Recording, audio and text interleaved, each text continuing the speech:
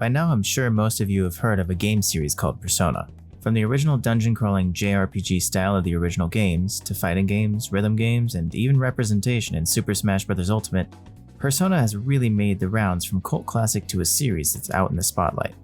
A large part of the appeal that this series has is its incredible cast of characters, all with their own confidants that allow you to learn more about them through an optional story that revolves entirely around them. Persona 5 actually does a fantastic job of this, and almost all of the confidants are very in-depth and interesting. There are exceptions, however, and I'd have to say out of all of them, my least favorite by far is Makoto's. I would like to preface this by saying I don't hate Makoto.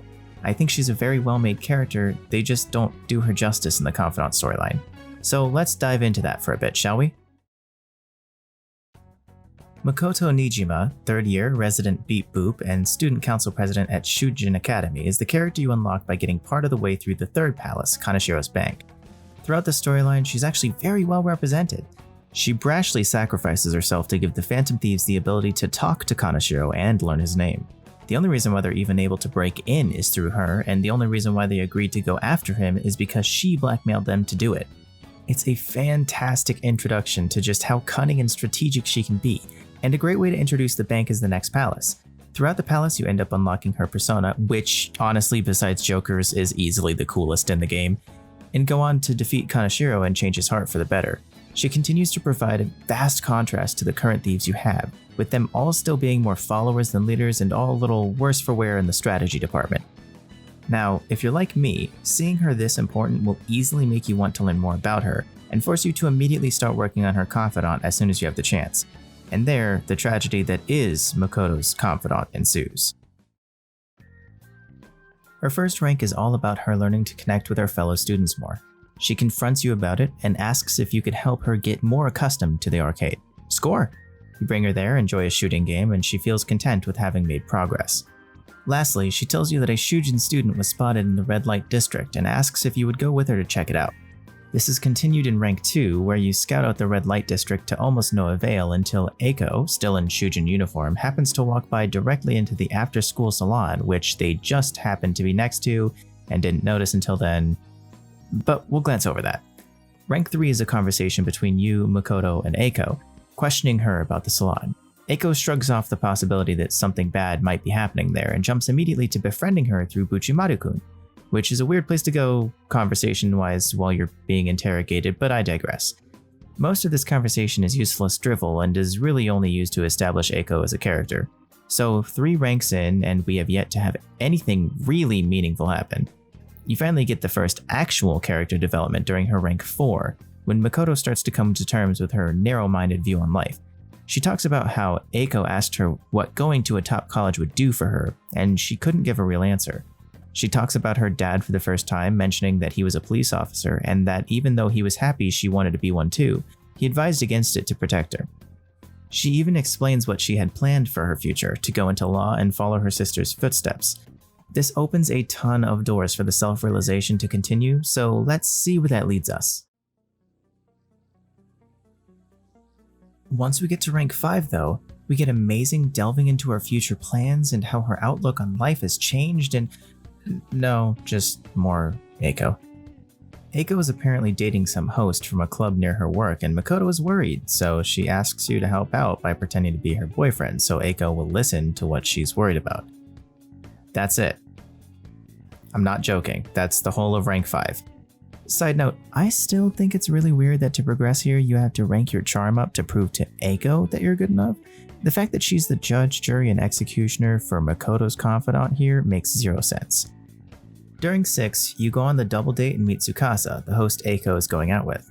He's not the greatest guy and flirts with both girls at the table while they're together. He even refuses to learn your name and just calls you Glasses-kun the whole time. You find him to be kinda suspicious, and he even got Makoto's number from Eiko, so even though Makoto says no when he asks for it, it doesn't really matter. He doesn't do anything outright bad until the very end, where he texts Makoto just to lazily flirt with her. The only important part of this rank in Makoto's case is her accepting how immature she can be at times, and resolving to work on it more over time. Rank 7 is your next dose of character development, with her talking about how Tsukasa has started to text her quite frequently, and with mildly concerning messages at that. After telling you this, she begins to talk about her dad and reveals that he's passed. Well, more specifically, he was assassinated. She then tells you a very important quote from him. The most important part of your life is how you choose to live it. She thinks hard about this, pondering how she's chosen to live her life, and whether she could change what path she's walking. Originally, Makoto thinks of it in the way of, how have I already chosen my life's path? But you quickly correct her and say you can choose that path now. Relieved by this, she continues on about how she had kind of followed what others had planned for her, and that she's glad you were there to open her eyes. This confidant rank is fantastic, and I wish that her confidant as a whole had more of this. The dialogue goes deep into how her mind works and brings up many important points of discussion that help broaden her horizons and changes her outlook on life entirely. Rank 8 goes back to the Eiko show featuring Makoto, as Eiko brings you both to Big Bang Burger to ask Makoto for money. Apparently Tsukasa broke an expensive bottle of sake at work and now she has to pay it off. You try to convince her to break up. She resists. Makoto tells her about the texts, and Eiko assumes that means Makoto is trying to steal him from her. It's overall another useless rank except for establishing the money situation Eiko and Tsukasa are in. Rank 9 is all about confronting Eiko and Tsukasa. You do some reconnaissance in the area, and you find someone who's willing to testify against Tsukasa. You confront Eiko, she says you're wrong, Tsukasa shows up and screws up Eiko's name, she still refuses to believe it, and the famous Makoto slap rang throughout the world. After scaring him off, Eiko runs away, and you and Makoto head to Crossroads to talk. She confesses that she wants to learn more about love, and you can choose to romance her. There's a very small portion where she talks about how hard she has to try to stay composed, and how she got that from her father. But besides that, the only character development is Eiko's. Lastly, there's Rank 10, a sweet reunion where you learn that Eiko has resolved to go to college, Makoto has resolved to become a police commissioner, and you've resolved to tease her for slapping somebody in the middle of the red light district. She has a long, thoughtful talk about how she knows where she wants to go, and that by doing so, she can not only stomp out evil at its roots, but can also continue her father's legacy in the process. You share a laugh about the irony of her being a phantom thief aspiring to be part of the police, and all is good. There is a nice tender moment, and it's almost enough to make you forget about the parts of the confidant that aren't 4, 7, and 10. Overall, there's 3 big concerns when talking about this confidant in particular. 1, the spotlight is constantly off of Makoto. 2, the times when it is on Makoto are often just to further Eiko's story. And 3, the story doesn't positively affect Makoto in any considerable way. Let's start off simple. For a confidant rank made entirely for advancing your relationship with Makoto and her character as a whole, you rarely see anything focused on her. The spotlight stays trained on Eiko, advancing her character, her relationship in reference to Makoto, and her relationship with Tsukasa. If you take this confidant story out of the main game and posted it as a one-shot, people would be inclined to believe Eiko is the main character or the focus, even though both of these should be Makoto. Let me show an example. Let's take a look at Ryuji's confidant. Throughout all of the rank ups, you can tell that it is very much centered on him and his journey to help the track team he used to be a part of, which is already a preconceived idea that was established with his character. Not only that, but the times when it's not focused on the track team, it's focused entirely on developing his relationship with you or his own character. His entire story is about getting stronger not only for your friends but for yourself, and coming to terms with the past instead of trying to change it. In the beginning, you can feel the resentment he has towards the situation, but by the end he puts it all behind him and resolves to better himself and the world around him so nobody will have to go through what he did. During Makoto's, it really only has spotlights on her for rank 4, 7, and 10, and even then, they aren't fully focused on her like they should be. The few points we get are, I know I'm a bit immature and I'm working on it, or I'm gonna choose my own path, which is something I suppose. But there was no ramping up to it. There was just a 0 to 100 split where she just kinda decided to do it. Next up, we have the fact that a lot of the one-on-one conversations with her are about Eiko and her storyline. Now, this isn't inherently a bad thing, because they did need to move her storyline along, but it didn't need to dominate every conversation. The amount of times Makoto is an afterthought is baffling. Even in her rank 10, she mentions Eiko before anything else, leaving her own plans for the future until later. A confidant story that did this really well is On's. Mika, a side character in On's modeling storyline, is really well implemented. She shows up later into the confidant rank ups, rank 5. She's always considered a side character with low focus, and On has the spotlight throughout. She is a great foil to An because she provides the hyper hard work contrast to An's go with the flow attitude, and even when she's focused on, An still gets development either before or after in the scene. Let's look at An's rank 5. She's cheated out of a shoot by Mika, who fake cries to convince the photographers that An doesn't want to be a model for them.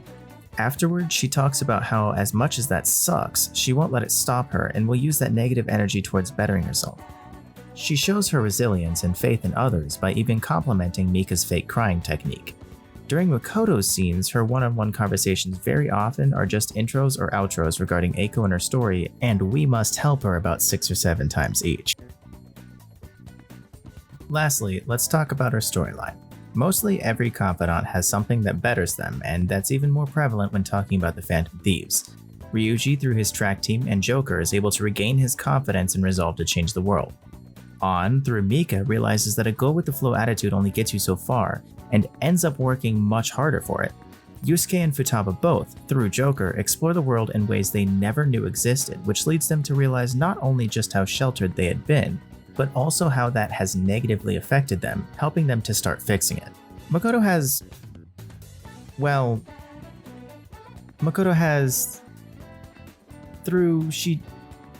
Okay, yeah, I got nothing. Over the course of the storyline, she realizes she can choose her own path. That's kinda it. She doesn't progress in any meaningful way besides that, and that didn't come from anyone, just her. Sure, you can say it's through Eiko, I suppose, but nothing Eiko does really relates to Makoto unless you squint your eyes and turn your head sideways. Overall, it's a 0 to 100 split from I'm being forced to live this life to I can do whatever I want, with no clear reason as to why she came to that conclusion. Look, don't get me wrong, Makoto is still a great character. I still think she has the best awakening besides Joker, and her contrast still works really well with the members you had at the time and the members that join after. I think she's an integral member of the team, and a welcome addition for sure. She's even one of the strongest members by far. However, that isn't an excuse for the horrible way that her confidant was handled. I would have loved to see a confidant that actually focused on her and branched her story out more to the likes of Futaba, Haru, or even one of the non-Phantom Thieves. Unfortunately, that's a story that we'll have to hope for, maybe with Scramble, if it ever gets localized.